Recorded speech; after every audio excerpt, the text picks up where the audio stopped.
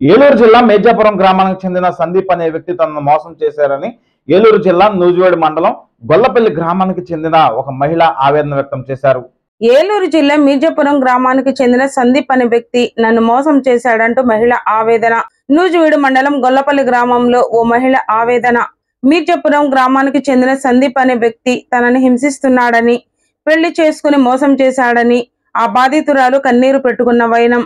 2 సంవత్సరాల క్రితం సందీప్ అనే వ్యక్తి నన్ను పెళ్లి చేసుకున్నాడు, వారిద్దరికి ఒక బాబు కూడా పుట్టాడంటూ ఆ మహిళ వాపోతున్నారు. ఇప్పుడు తనని హింసిస్తూ, కొడుతూ, ఇబ్బందులకు గురి చేస్తూ ఆ మహిళను మోసం చేశాడంటూ బాధితురాలు తల్లి కూడా వాపోతున్న వైనం.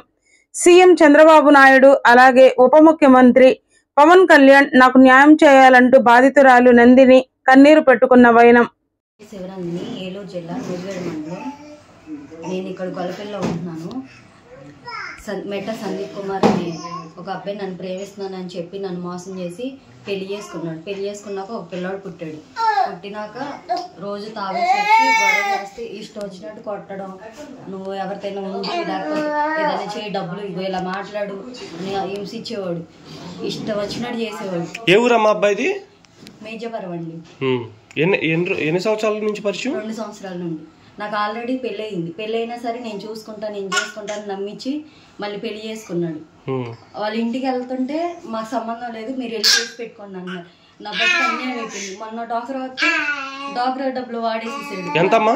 1,00,000 డాక్రా డబ్బులు వాడేసాడు. ఇష్టారాజ్యంగా రోడ్డు మీద జంక్షన్ లో నమ్మించి జంక్షన్ తీసుకెళ్ళి అక్కడ ఉంటామని చెప్పి నమ్మించాడు.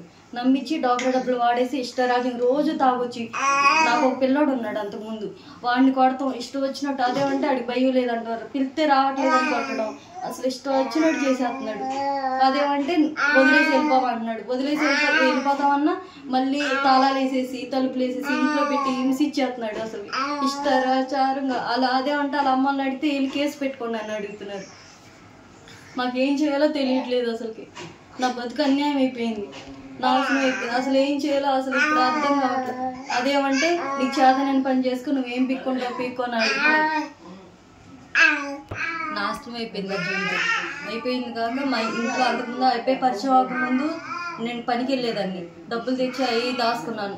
నమ్మిచ్చి మోసం చేసి మా అమ్మ కొబ్బరి పండ్ల వ్యాపారం అవి చేసేది. ఆ డబ్బులు కూడా తీసుకెళ్ళి ప్యాకెట్ ఇష్టాచారంగా ప్యాకెట్ ఆడి తాగేసేసి నేను ఇంకా మారుతా ఈ డబ్బులే ఎందుకు ఇచ్చానంటే నేను షాప్ పెట్టుకుంటాను, మారుతాను అన్న విధంగా నేను ఇచ్చాను, లేకపోతే ఇచ్చేదాన్ని కాదు. ఇలా చేసేసి నాశనం చేసేసి, లేకపోతే నువ్వు ఎవరితో పడుకో, లేకపోతే నేను తీసుకొస్తా, మా ఫ్రెండ్స్ ఉన్నారు అని చిత్రహింసలు పెట్టేసేసి అంతెత్తారు ఇంతెత్తారని అసలు ఇష్టం వచ్చినట్టు అసలు బూతులు మాట్లాడతాను.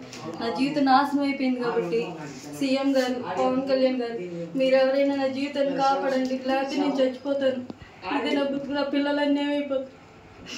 దయచేసి కాపాడండి. నాశనం చేసేసాడు.